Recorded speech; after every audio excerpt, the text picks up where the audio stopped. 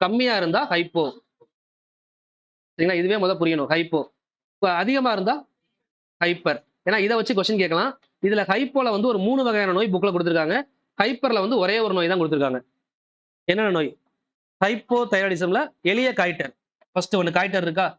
எளிய காய்டர், முன்கழுத்து கழலை அப்படின்னு படிச்சிருப்போம். அதான் எளிய காய்டர். 2வது கிரிட்டினிசம். கிரிட்டினிசம் அப்படிங்கிறது குழந்தைகள்ல ஏற்படக்கூடிய நோய். கிரிட்டினிசம். குழந்தைகள தான் சொல்லுவாங்க கிரிட்டின்கள் அப்படின்னு சொல்லி. அதுக்கப்புறம் பெரியவங்கள்ல ஏற்படக்கூடிய நோய் மிக்ஸிடிமா. இந்த மிக்ஸிடிமா, கிரிட்டினிசம். இது 3மே வந்து பாத்தீங்கன்னா ஹைப்போதைராய்டிசம். அதாவது தைராய்டு சுரப்பி குறைவாக சுரப்பதால் ஏற்படக்கூடிய நோய்கள். ஹைப்பர் தைராய்டிசம் அப்படின்னா எக்ஸோதால்மிக் காய்டர். அதுக்கு இன்னொரு பேரு கிரேவின் நோய். கிரேவின் நோய். இதுக்கு இன்னொரு பேர் தான் எக்ஸோதால்மிக் காய்டர். அவ்வளவுதான். இந்த நோய்கள் 4மே முக்கியம்.